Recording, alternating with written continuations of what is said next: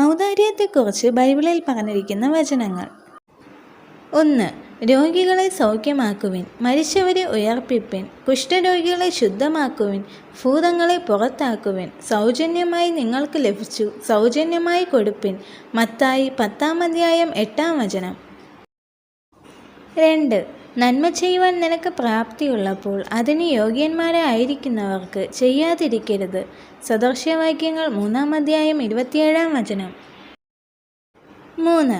കൊടുപ്പീൻ എന്നാൽ നിങ്ങൾക്ക് കിട്ടും, അമർത്തിക്കുലിക്ക് കവിയുന്നൊരു നല്ല അളവ് നിങ്ങളുടെ മടിയിൽ തരും, നിങ്ങൾ അളക്കുന്ന അളവിനാൽ നിങ്ങൾക്കും അളന്നു കിട്ടും. ലൂക്കോസ് 6:38. 4. ഒരുത്തൻ വാരി വിതറിയിട്ടും വർദ്ധിച്ചു വരുന്നു, മറ്റൊരുത്തൻ ന്യായവിരുദ്ധമായി ലോഭിച്ചിട്ടും ഞെരുക്കമേ ഉള്ളൂ. ഔദാര്യമാനസൻ പുഷ്ടി പ്രാപിക്കും, തണുപ്പിക്കുന്നവന് തണുപ്പ് കിട്ടും.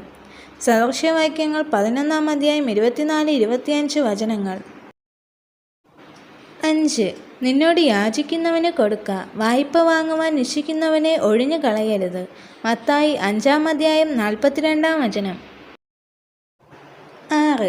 ദരിദ്രൻ ദേശത്ത് അറ്റുപോകുകയില്ല, അതുകൊണ്ട് നിന്റെ ദേശത്ത് അഗതിയും ദരിദ്രനുമായ നിന്റെ സഹോദരന് നിന്റെ കൈ മനസ്സോടെ തുറന്നു കൊടുക്കണമെന്ന് ഞാൻ നിന്നോട് ആജ്ഞാപിക്കുന്നു.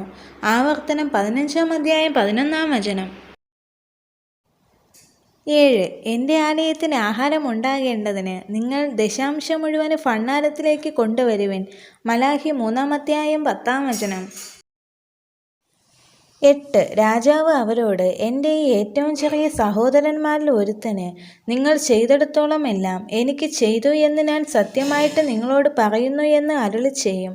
മത്തായി 25:40. ഈ വചനങ്ങളാൽ ദൈവം എല്ലാവരെയും അനുഗ്രഹിക്കുമാറാകട്ടെ. ആമേൻ.